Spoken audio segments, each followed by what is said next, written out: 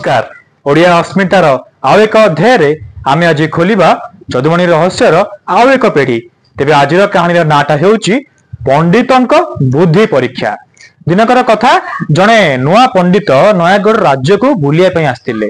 पंडित नयागढ़ राज्य को आसिया खबर सुनी नयागढ़ राजा राजसभा को पंडित को डकाई पठाइले। पंडित राजसभा रे पहुंची अनेक शास्त्र आलोचना कले। राजा भाविले पंडित शास्त्र उपरे ज्ञान रही एवं नुआ पंडित सभा उपस्थित समस्त पंडित मान किछि किछि प्रश्न पचारे। जदुमणि तार ठीक ठीक उत्तर दौ था। राजा कहीं कि मन है सी भाविले नुआ पंडित टे बुद्धि परीक्षा करदे। सी जदुमणि को कहले, जदुमणि पंडित को किछि प्रश्न पचार। जदुमणि से उत्तर देले, मणिमा नुआ पंडित को मु 4 गोटी प्रश्न पचारि किंतु 4 गोटी प्रश्न उत्तर गोटिए। जदि नुआ पंडित सबुर प्रश्न उत्तर दे देले से गोटे उत्तर जदि से दे दौचंती ताहले नुआ पंडित आगरे मु जुहार हेबी बा नमस्कार करबी, नतमस्तक हेबी। नुआ पंडित तांक कथारे हां भरले। जदुमणि प्रश्न पचारिबा आरंभ कले।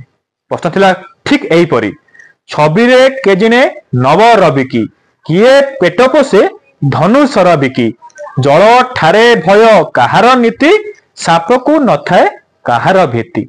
सकाळु संज हो गला, पंडित उत्तर खोजी पाई पारले नाही। लज्जा बोध कले। जदुमणि को आगरे नतमस्तक हेई भूल मागी जदुमणि को कहिले, आपण ही हमको उत्तरटा कहि दियंतु। जदुमणि उत्तर देले, 4 गोटी प्रश्नर उत्तर समान बा गोटिए। उत्तर कौन? अबीर। केमिति? प्रथम प्रश्न, छबिरे केजिने नव रबिकी बा सकाळरू उठुवा नुआ सूर्यर रंग अबीर रंग आगरे फिका पड़ी जाए। ये थिला अबीर। किए पेट पोसे धनुषर बिकी, तार भी उत्तर अबीर। जे वीर नुहे से धनुषर बिकी पेट पोसे। जल ठारे भय काहार नीति, उत्तर अबीर माने छेली। छेली पानी बा जल को भय करे। चतुर्थ बा शेष प्रश्न उत्तर अबीर। कौन? साप को न थाए काहार भीति, उत्तर गरुड़ बा अबीर। पंडित जदुमणि को आगरे प्रणाम कले एवं राजसभा उपस्थित समस्ते एमिति कि राजा जदुमणि पंडित पणियार भूरी भूरी प्रशंसा कले एवं ताकू पुरस्कृत कले।